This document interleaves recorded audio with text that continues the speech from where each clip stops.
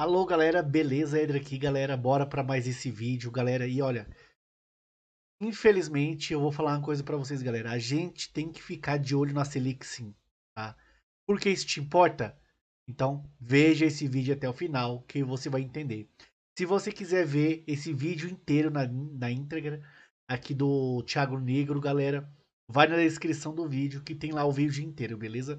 Eu não vou fazer o react do vídeo inteiro, tá bom, galera? E não esquecendo, galera, eu não estou falando para você ir lá e comprar dólar, mas fique de olho. Se você está pensando em investir em dólar, começa a ficar mais de olho a partir daqui, tá bom? Fica de olho na guerra, fica de olho na Selic, que bateu 15, tá bom? Então, para quem é investidor, vale muito a pena a Selic. Para quem é investidor, para quem não é investidor, tudo que você for usar os juros, você for comprar uma casa, carro, um empréstimo, seja para o que for, você vai estar pagando muito mais juros, tá bom? Isso é infelizmente, galera.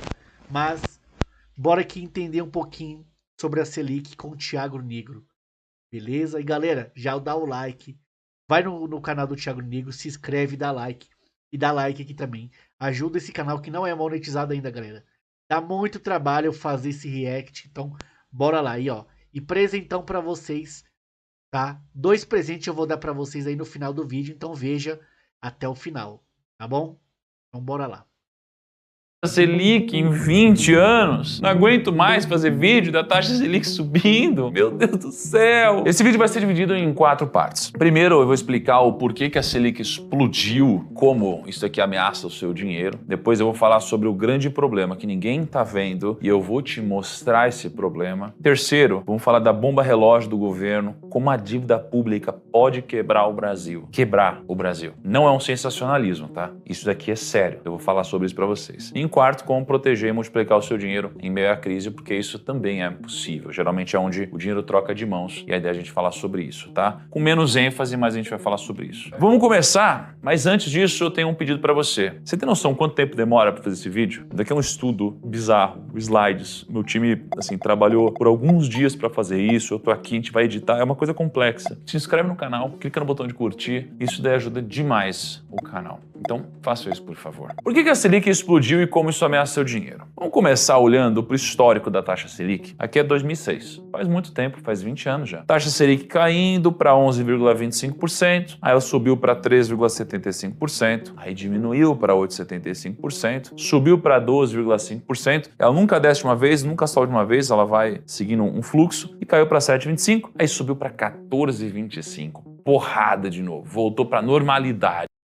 Galera, vou parar o vídeo rapidinho aqui pra mim falar só uma coisa rapidinho. É o que mais tá chegando de mensagem aqui no canal, tá bom? Éder Investidor.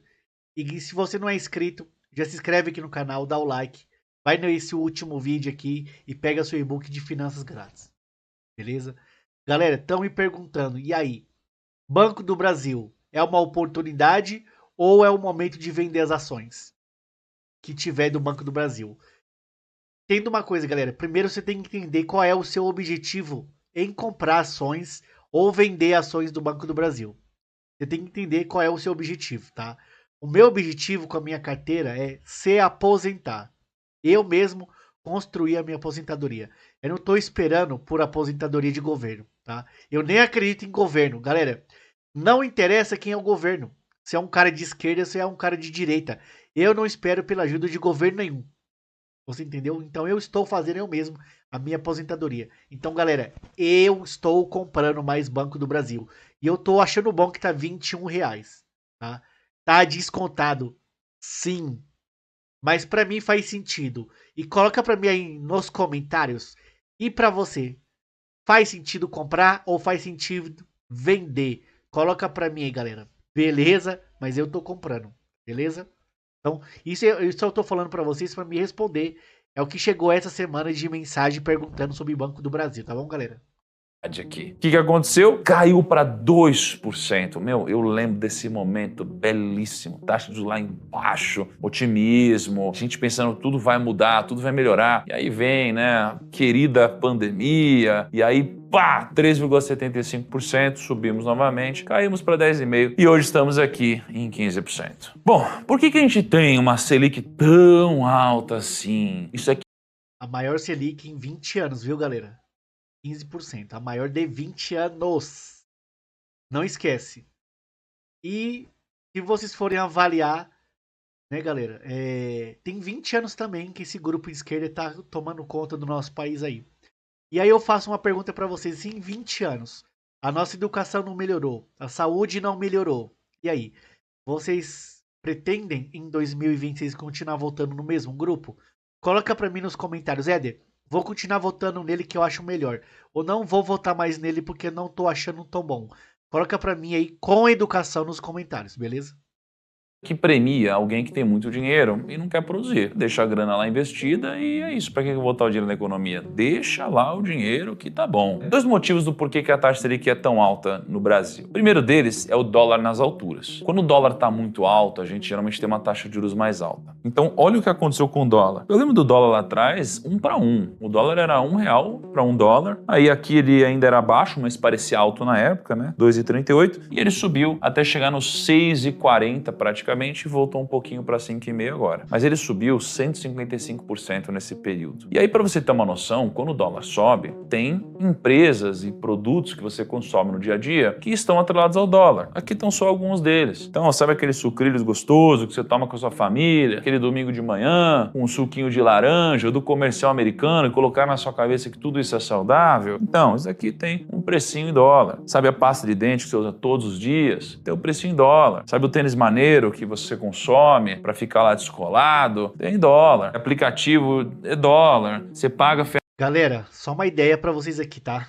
Só uma informação. A cada um copo de 350 ml de Coca-Cola, para você diluir essa quantidade de produtos químicos que tem dentro da Coca, dentro de você, para você diluir isso, você vai precisar de 30 copos de água. Então faça as contas aí. Se você achar que vale a pena tomar um copo gostoso de Coca-Cola, porque é gostoso, e depois vai valer a pena você ter que tomar 30 copos de água para diluir esse tanto de produto químico que dentro da Coca-Cola tem. Contando com eles o caramelo 4, que é cancerígeno, tá? Nos Estados Unidos não tem caramelo 4 na Coca-Cola, na Europa não tem, mas o Brasil, como é café com leite, aqui permite. Então coloca para mim nos comentários. Você ainda toma Coca-Cola? Galera, o último copo de refrigerante que eu tomei foi dia 6 de janeiro de 2025, tá bom? Então, eu só tomo refrigerante só em final de ano, galera. Mas isso é eu, tá bom? Coloca pra mim, coloca pra mim nos comentários aí. Qual foi o último dia que você tomou refrigerante? Ferramentas aqui corporativas em dólar. Cara, celulares, iPhone, Samsung dólar, refrigerante, cerveja. Cara, tudo tem componente dólar. Tudo. Se o preço do dólar sobe, fica mais caro. É natural. Só que quando fica mais caro, o que geralmente a gente pensa, né? Existe muita narrativa hoje onde parece que é o rico que é vilão e o rico que se lasca. Por isso que o rico tá lutando contra. Geralmente é isso, né? O dólar subiu, a gente pensa, o rico tá reclamando só porque ele que viaja para os Estados Unidos. Agora vai ficar mais caro, tá aí reclamando, né? Deixa eu te mostrar um negócio. Segundo um estudo da FGV, entre 10% e 14% da cesta de consumo dos brasileiros é afetada direto ou indiretamente pelas flutuações cambiais. E quem você acha que é mais afetado? O pobre ou o rico? O pobre. Quando a gente fala de uma renda de até R$ 1.254, que é grande parte do Brasil, a gente tem um peso de 13,93% no bolso do brasileiro. Quanto maior a sua renda, menor o impacto, por causa do componente de consumo da cesta de acordo com a sua renda. Então você começa a ter mais renda, você começa a consumir coisas diferentes. Então você começa a ter um componente de menos impacto na sua cesta de consumo. Até que quem tem uma renda muito alta, acima de R$ 11.000, tem impacto de 11,07%. Apenas em... Galera, isso que ele tá falando que é completamente verdade. Quanto mais você ganha, mais conteúdo, mais instrução, mais sabedoria você vai ter. E aqui eu já vou falar uma coisa pra vocês, galera. Aproveitem, tá? Conheça o meu treinamento MDF, Mundo das Finanças. Conheça, galera. Ou você pode pagar R$ 29,90, você vai ter acesso a 51 vídeos, ou você pode adquirir por R$ 39,90 e além do treinamento de 51 aulas, você vai fazer parte do grupo VIP do MDF. Ali você vai pôr qualquer dúvida que você tiver. Qualquer dúvida. Éder, assisti essa aula, tô com essa dúvida. Não entendi, me explica. Eu vou estar explicando certinho para vocês. Tá bom, galera? Vale muito a pena. E como que você pode começar a economizar? Lá dentro do treinamento tem isso, galera. Tem vídeos ensinando você como economizar, como criar uma base para você começar a investir. O meu treinamento MDF é para isso, galera. Te incorporar dentro de você e dentro da sua mente como começar a economizar. Criar uma base e começar a investir e você se aposentar, beleza?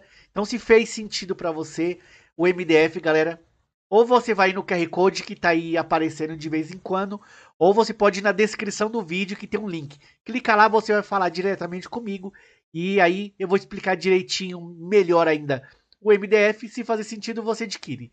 Beleza, galera? Mas não deixe de buscar informação, galera. Pelo amor de Deus, tá? Não é a coisa mais difícil do mundo você começar a economizar e você começar a investir no seu futuro.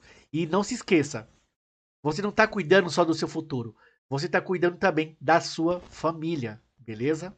Porém, a inflação em 2025 tem uma projeção de 5,51%. Isso aqui é a segunda projeção do Boletim Focus. Isso aqui significa que a inflação está extrapolando a meta. Então a gente pode chegar para a turma que gerencia a economia no Brasil e falar: opa, você não está cumprindo a meta que a gente contratou você para atingir. É quase como eu tenho aqui a minha empresa, eu contrato um CEO, a gente combina uma meta e aí ele não bate essa meta, ele vai ficar sem PLR, ele vai ficar sem bônus. Talvez ele seja até demitido, né, dependendo da consistência que isso acontece. Então a ideia é, temos uma meta, precisamos ficar na meta. Se a inflação ficou muito alta, a gente vai ter uma série de implicações sobre isso.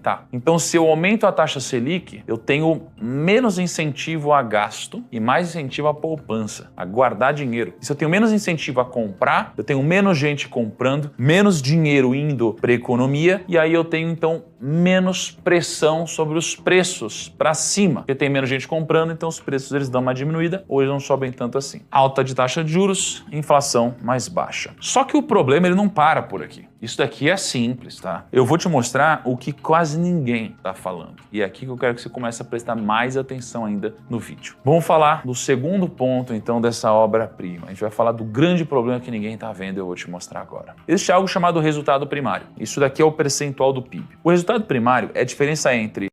Galera, uma coisa também que eu não sei se ele vai dizer aí, mas eu já vou dizer em cima. Não adianta colocar Selic lá em cima para inibir, né, as compras, tá? Não adianta fazer isso, só que o governo tá gastando trilhões. Galera, trilhões. Não é mais bilhões, é trilhões. O que é trilhões, galera? 1.000 bilhões. Você entendeu? O que é 1 bilhão? É 1.000 milhões. E o que é 1 trilhão? É 1.000 bilhões. Galera, é muito dinheiro que tá gastando. É como se tivesse ganhando dinheiro e botando fogo. Ou dando descarga no dinheiro. Não adianta. Isso também vai aumentar a nossa Selic também.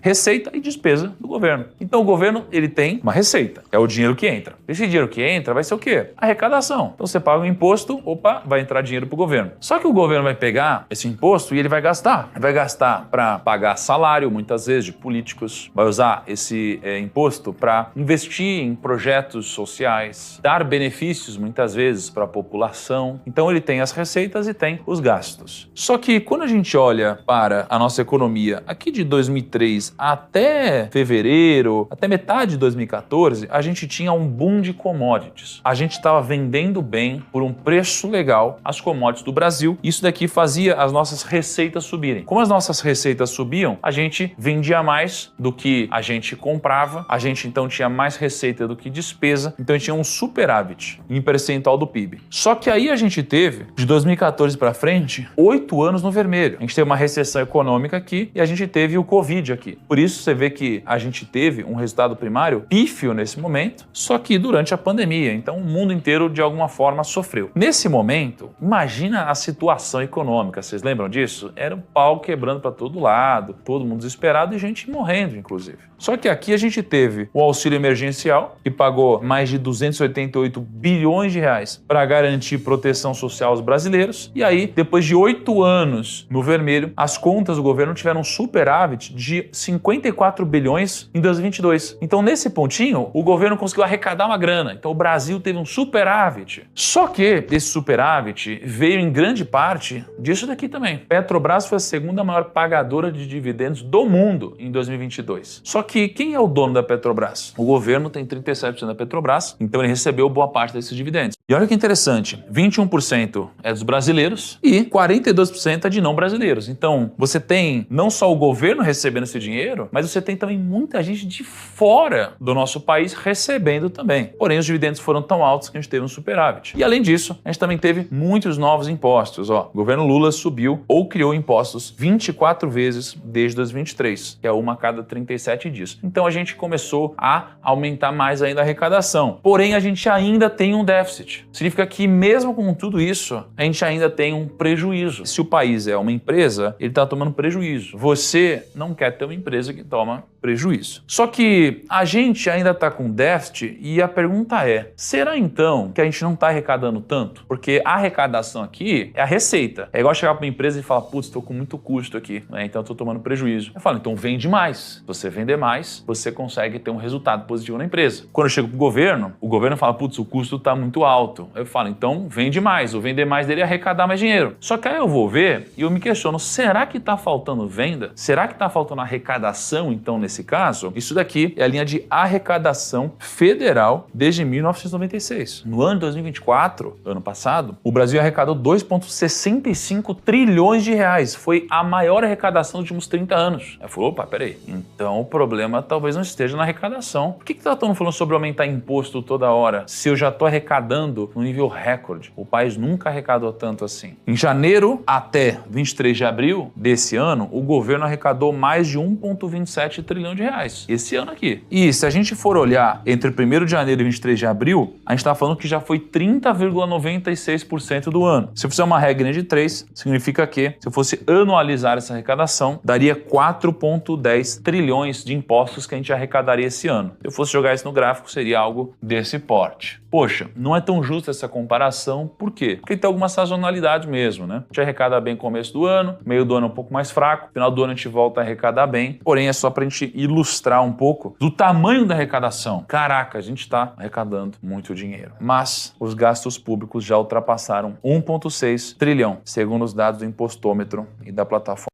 Não adianta arrecadar, galera. Arrecadar 8 e gastar 12. Vocês entenderam agora? Bem, enfim, né? Vou deixar ele continuar falando aqui. Porque eu não vou ver o vídeo dele inteiro, viu, galera? Mas tá muito interessante. E se você tiver alguma dúvida referente a alguma coisa que ele falou aí, coloca lá nos comentários que eu vou estar te respondendo. Eu respondo a todos, galera. E não esquece, já dá o like, se inscreve aqui no canal e ajuda o canal, que tem mais de 1.200 vídeos e ainda não é monetizado, galera, beleza? Bora ajudar nós aí. Já desce o gostei e o like aí no canal, pelo amor de Deus. Ajuda nós, criatura. Forma gasto do Brasil. Isso significa que, mesmo a gente arrecadando recorde novamente, 1,27 trilhão, os gastos no mesmo período já estavam em 1,6 trilhão. Será que o problema é arrecadação ou será que o problema é gasto? Onde está indo esse gasto? Só que o que eu te digo é que a tendência é piorar.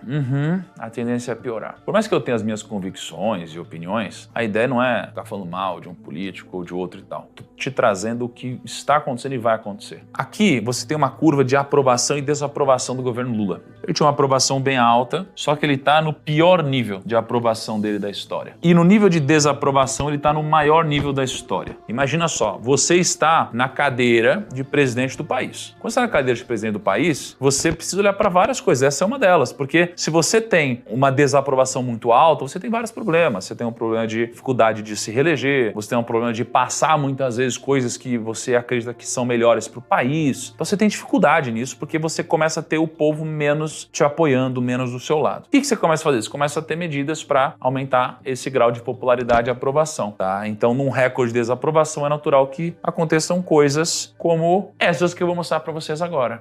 Antes que ele diga, eu já vou falar a minha opinião. Galera, o que ele vai fazer? Ele vai começar a gastar bilhões, não é milhões, eu tô falando bilhões, 1.000 milhões. Ele vai começar a gastar bilhões em marketing, nos canais abertos e com influenciadores através da Lei Rouanet. Ele vai começar a gastar bilhões do orçamento dos nossos impostos só para limpar a imagem dele, galera. E quem se ferra de novo é o brioco do pobre. Então já tô avisando para vocês que o grosso inteiro não entrou ainda. Ele vai começar a entrar agora, que ele vai começar a usar o dinheirinho para começar a fazer marketing, porque ano que vem tem o quê, galera? Copa do Mundo. Pois é, né? Pro pobre é isso aí, né? Ele não lembra da eleição, ele lembra da Copa do Mundo. A porcaria do jogo, que não coloca um centavo no seu bolso. Mas não vou entrar nisso aqui agora não, tá? Então bora aqui voltar pro vídeo. Lula volta a prometer gás de graça para inscritos no CadÚnico. MP de Lula amplia isenção na luz para 60 milhões de pessoas e encarece conta de outros consumidores. Deus deixou o sertão sem água porque sabia que eu seria presidente, diz Lula na Paraíba. Lula promete isenção de imposto de renda para quem ganha até R$5.000. Em pronunciamento para os trabalhadores, Lula promete discutir fim da escala 6x1. E aí eu te pergunto, quem vai pagar essa conta aqui? A resposta é você. Você vai pagar essa conta aqui.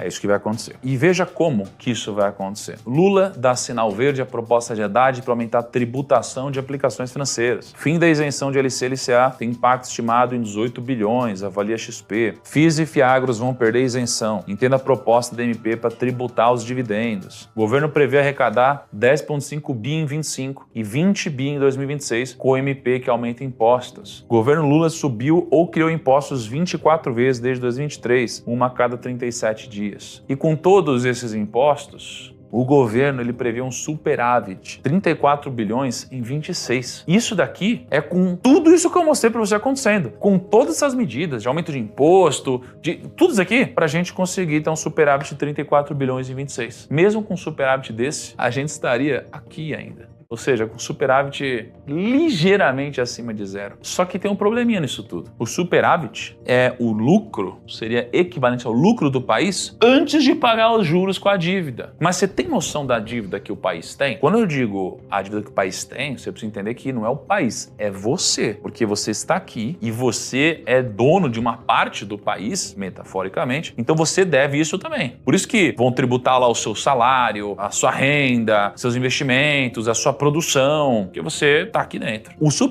Se você não tiver sentado, senta para você ouvir o valor que ele vai falar da dívida pública do Brasil. Já senta.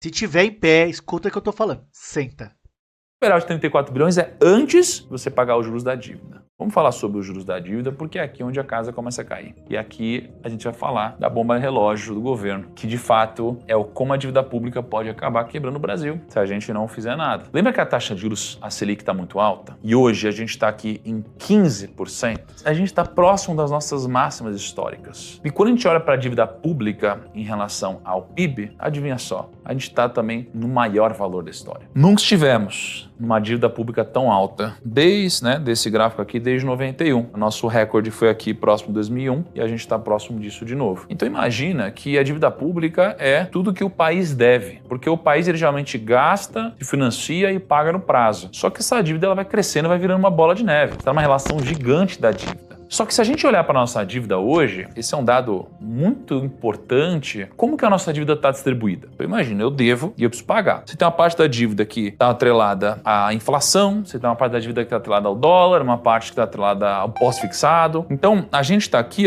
em 2025 e do 100% da dívida, a gente tem uma divisão da dívida dessa forma. Ou seja, eu tenho aqui esse azul claro fixada. Então eu tenho uma parte da dívida que é pré-fixada. Eu tenho a parte da dívida que é ligada à inflação. situação. Eu tenho uma parte da dívida que é ligada a uma taxa flutuante, que seria o CDI, basicamente. E eu tenho uma parte da dívida que é ligada ao câmbio. O que a gente vê? A gente vê que a parcela pós-fixada, que é a taxa flutuante, ela era de 21%, né? Aí ela começou a crescer e hoje ela corresponde a 47,3% da dívida. Só que a gente tem hoje uma taxa de juros flutuante das mais altas da história. Então isso daqui significa que o Brasil vai ter que pagar muito juros. E quando a gente olha para esses juros, que hoje corresponde à taxa flutuante 2 vezes mais do que a gente tinha antes, a gente vai pagar essa taxa gostosinha aqui de 15%. E o Brasil está pagando muito juros. Resumindo de uma forma mais simples para vocês, é como você pagasse só os juros do seu cartão. A prestação era 1.500 e os juros 250. Aí você paga só os juros. Só esse pequeno jurinho, 250, para continuar usando. Só que você não pode esquecer. Mês que vem vai vir 1.500, mais multa, mais juros da multa e mais a desse mês atuante que você vai passar a gastar. Tá bom? Então qualquer coisa coloca nos comentários as dúvidas de vocês aí, tá bom? Não esquece não. E galera, é o seguinte. Vamos ver só mais um pouquinho. A gente está falando de R$1 trilhão.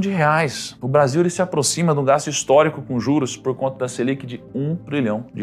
A alta da taxa básica de juros da economia nacional deve fazer com que o governo gaste um valor histórico só para arcar com juros da dívida pública. A gente pode atingir R$1 trilhão ainda esse ano, que é um valor que a gente nunca antes pagou na história. Lembra aqui do resultado primário, que a gente estava há um tempão sem ter algum tipo de superávit? Se a gente tivesse superávit incrível, que é o que o governo está dizendo, ou seja, ele está dizendo algo, ele está sendo otimista, né? É difícil, geralmente, ele conseguir entregar o resultado que promete, assim como a meta da inflação, mas a gente quer que ele entregue um bom resultado. O que acontece é que a gente tem um superávit de 34 bilhões, só que aí depois disso tem uma boletinha para pagar de juros de mais ou menos 1 trilhão. Fizemos tudo, sobrou 34 bilhões, só que aí tem que pagar 1 trilhão de juros. Cara, para onde a gente está indo? A gente precisa se ligar, precisa acordar, precisamos se mexer. Tá falando de 30 vezes o tamanho do nosso superávit. E é um juros que, de fato, tem crescido ao longo do tempo, né? Uma dívida que vem crescendo, não vem diminuindo, não. Isso é muito perigoso. Um país pode quebrar se continuar assim. Se você não está com medo, então você deveria estar. Você deveria estar se perguntando o seguinte: o que eu faço com o meu dinheiro agora? Ah, Thiago, você vai ser sensacionalista? Preciso ser sensacionalista, né? Te mostrei alguma coisa fora da realidade aqui? Não tô querendo te vender medo para te depois vender uma solução, não é isso não. É porque realmente, óbvio que eu trabalho com investimentos e com tudo isso, mas eu tô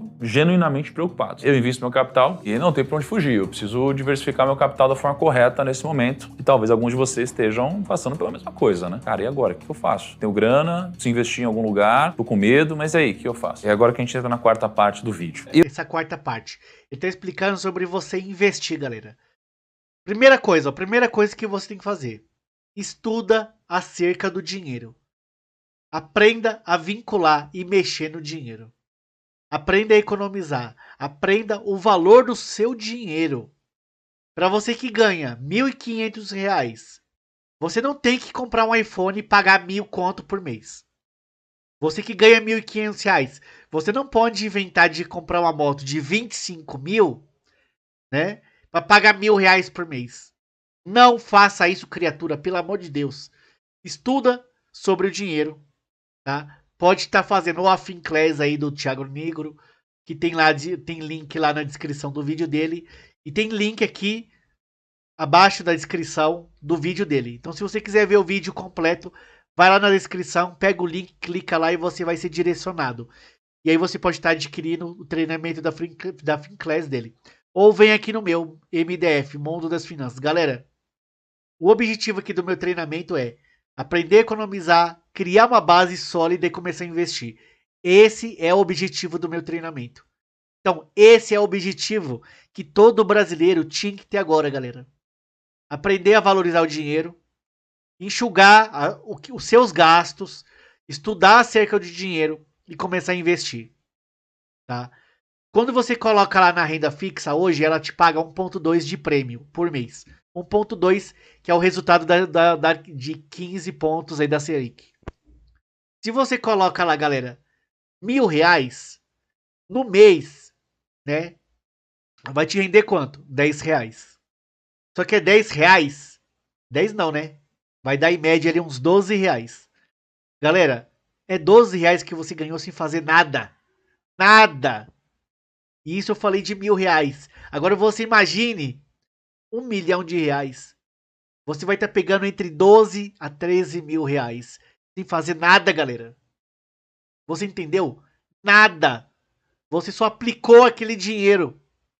Você entendeu? Então, dê valor ao seu dinheiro. E se permanecer alguma dúvida na cabeça de vocês, galera, vai aí nos comentários e deixa a mensagem de vocês.